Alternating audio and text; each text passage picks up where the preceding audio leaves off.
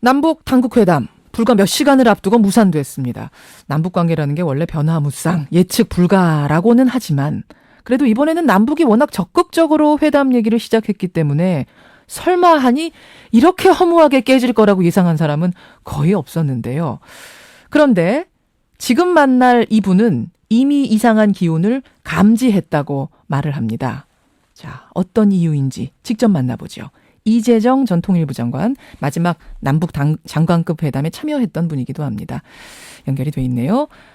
이 전 장관님 안녕하세요. 네, 안녕하세요. 우선 전 통일부 장관으로서 이 상황을 지켜보는 심경이 어떠십니까? 정말 안타깝고 참 답답합니다. 답답하고 안타깝고 네. 그렇죠. 아마 온 국민 마음이 그럴 텐데. 지금 6년 만에 모처럼 찾아온 기회였거든요. 예. 이런 기회가 그렇게 오기가 쉬운 게 아니거든요. 그렇죠. 이번 미중 정상회담도 있었고 그 전에 북한과 중국 간에 어떤 여러 가지 대화도 있었고 예. 또 이 존 케리 미 국무장관이 한국, 중국, 일본을 다녀가면서 이런 분위기를 다 만들었던 건데 예. 이게 참 너무 안타깝습니다. 사실 어제 명단 교환이 뭐 되니 안 되니 이런 진통이 계속 있긴 했습니다만 그래도 깨질 거라고 상상하는 사람은 거의 없었거든요. 저희만 해도 어제 오늘 뭐 내일까지 연결할 거 다 체크해놓고 질문할 거 준비해놓고 깨질 거라는 상상은 못했는데 근데 이재정 전 장관은 저희와의 낮 통화에서 깨질 수도 있겠다 싶은 이런 말씀을 하셨어요. 네. 어떻게 그런 느낌을 낮에 받으셨습니까? 이제 수석 대표의 격을 가지고 따진다고 하면 예. 우리 쪽에서는 이제 김양건 통전부장이 나와달라는 요청을 강하게 했었고 예. 북쪽에서는 이제 그럴 수가 없다는 얘기를 하지 않았었습니까? 그랬었죠. 그런데 이 격을 가지고 자꾸 얘기하면 일종의 상대방에 대한 인격적 내지는 상대방에 대한 일종의 불신 같은 게 되는 거거든요. 아하. 그러니까 이 북의 사회 구조라고 하는 것이 우리하고 정말 다른 사회 구조입니다. 예. 예를 들어서 이 최용의 이번 방중에 했던 그 최용의 인민군 총정치국장의 예. 경우도 칭호가 정치국장 아닙니까? 정치국장이죠. 그러나 그분이 인민군의 총 대표입니다. 김정은의 최측근. 네, 실권을 가지고 있는. 예. 그러니까 이번 경우도 이 조평통이라고 하는 조직 자체가 예. 비록 통전부의 산하기관이라고는 하지만 그 자체가 산하기관이라는 것이 밑에 사람들이라는 게 아니거든요. 일종의 조직이 여러 개가 있는 거죠. 예.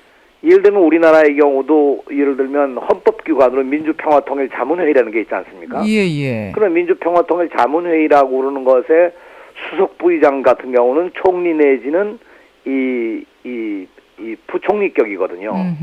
그러나 조직적으로 보면 사실상 독립된 기구고 이제 그렇게 돼 있는데 예. 예를 들어서 우리도 검찰총장 그러면 검찰총장이 법무장관 산하에 있지 않습니까? 예. 그러나 그것도 역시 장관급 아니겠어요. 그렇죠. 그런데 이제 여기서 회담할 때 합의된 것이 예. 대표를 5명으로 한다. 예. 그러면 그것은 장관급 회담입니다. 예. 규모가. 보통 차관급 회담은 3명이에요.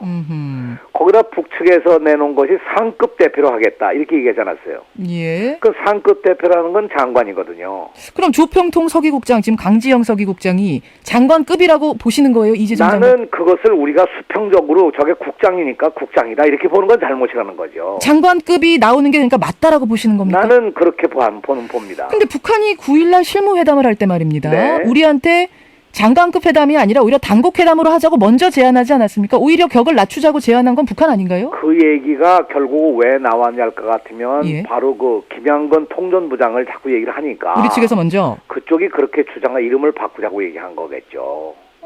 네, 나는 그 대담 내용은 뭐 정확하게 내가 못 들었으니까 예.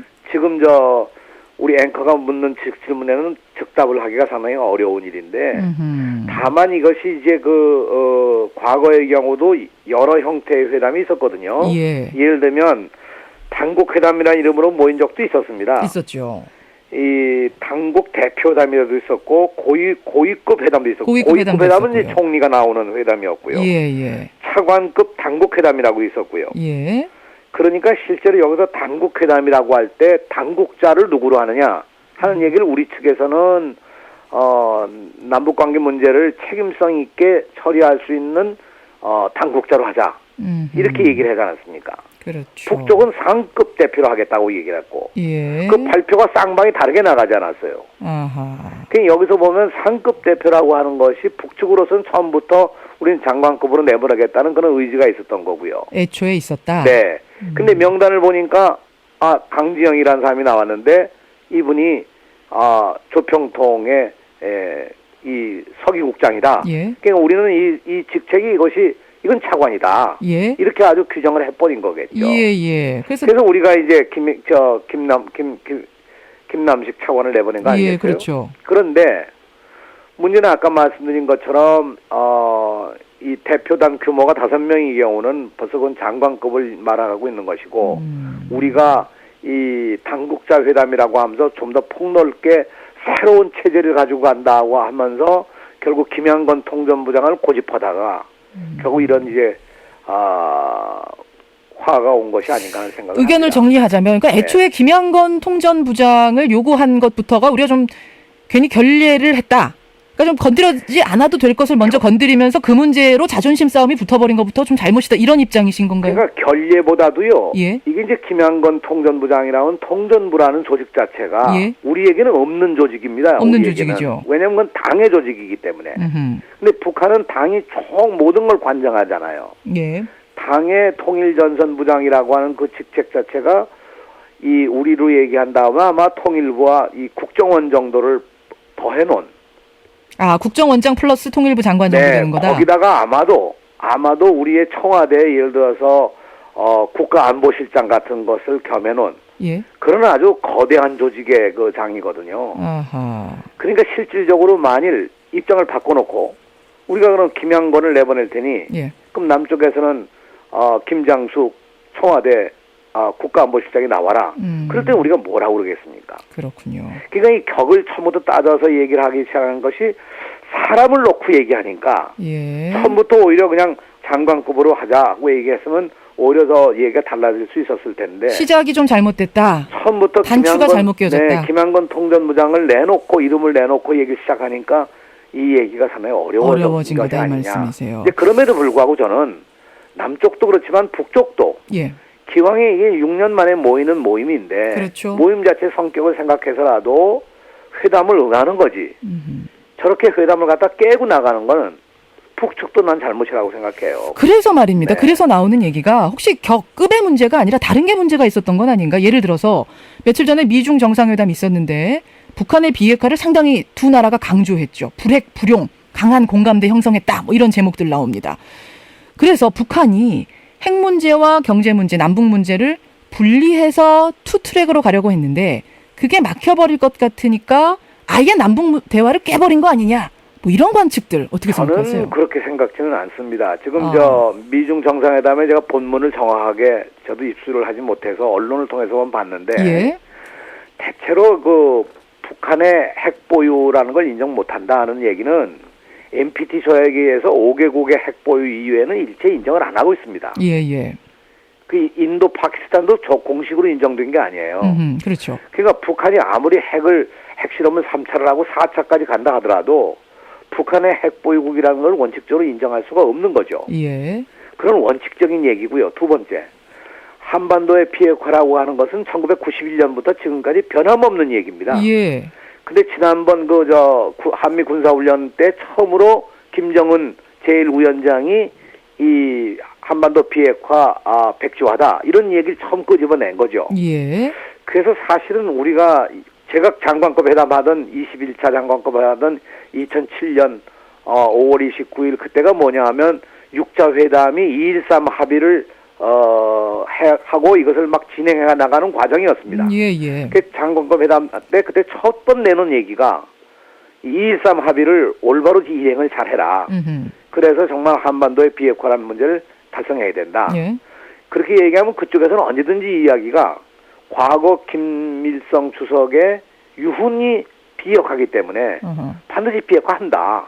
그렇군요. 그런데 이제 어떻게든 핵을 제거하는 여러 방법이 있는 거죠. 예. 그러니까 난 이번에 핵 문제 때문에 이렇게 됐다고 생각하지는 않습니다. 그러니까 미중 회담에서 나온 거는 원론적인 수준이지 그 이상은 아니었다는 말씀이세요? 네, 원칙적인 얘기죠. 아니면 혹시 의제 조율을 실무 접촉하면서 하다 보니까 추구하는 목표가 양측이 너무 달랐던 거예요. 그래서 양측 다 좀 안 되겠다 싶어서 그냥 미리 깨버린 건 아니냐 이런 얘기들도 나오는데 이건 좀 과한 건가요? 그것도 가능한 추론입니다. 왜냐하면 양측이 그 합의를 하지 못했지 않았습니까? 이 예비회담 때. 의제화 합의 못했습니다. 준비 실무회담 때 합의를 못했는데 이 합의를 못한 것을 보면 북쪽에서 제일 기대하는 것은 역시 뭐 현안으로 넘어왔던 개성공단의 정상화라든가 금강산 관광의 정상화라든가 이산가족 만남이라든가 이런 건 비교적 우리가 논의할 수 있는 쌍방간의 그렇죠.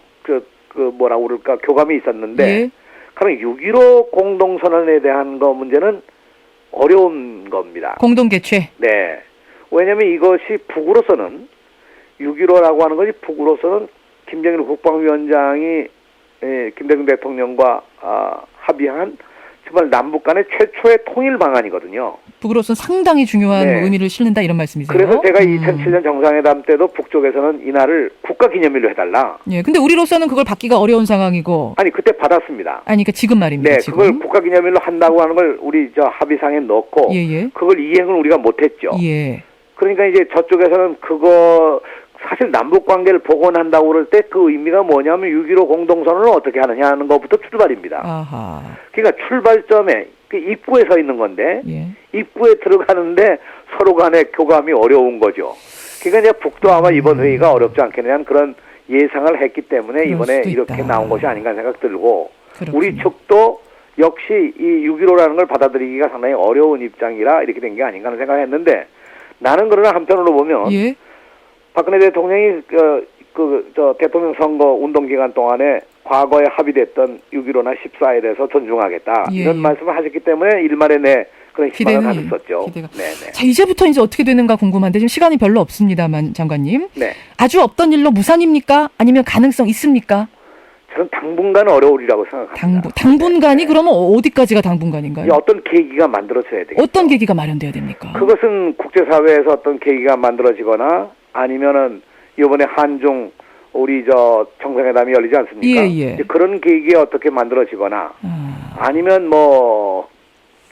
객관적인 어떤 이런 걸 변화시킬 수 있는 객관적으로 남들이 알 수 있는 어떤 우리 정부의 메시지를 내거나 그런 어떤 상황 변화가 있어야 이제 만날 수 있겠죠. 역시 한중 회담이 첫 번째 분수령이 되고 또 외부적인 계기가 만들어져야만 문이 열리지. 그렇죠. 이 상황에서 우리가 남측이 자발적으로 열기 참 어려울 거다 이 말씀. 그런데 이번 일은 서로 간에 무슨 비난을 하기보다 이번 일에 대한 깊은 책임의식들을 가져야 될 것이고요. 양쪽 다. 더군다나 이 개성공업지구 같은 경우 얼마나 안타깝습니까? 거기 분들이 지금 제일 걱정이에요. 네, 제일 안타까운 상황에 6년 만에 국민들의 기대를 가지고 있었던 그 회담이 이렇게 무산되고 나니까 안타깝습니다. 정말 그건 가슴 아픈 일이죠. 여기까지 오늘 말씀 드려야겠습니다. 고맙습니다. 네, 안녕히 계십시오. 이재정 전 통일부 장관이었습니다.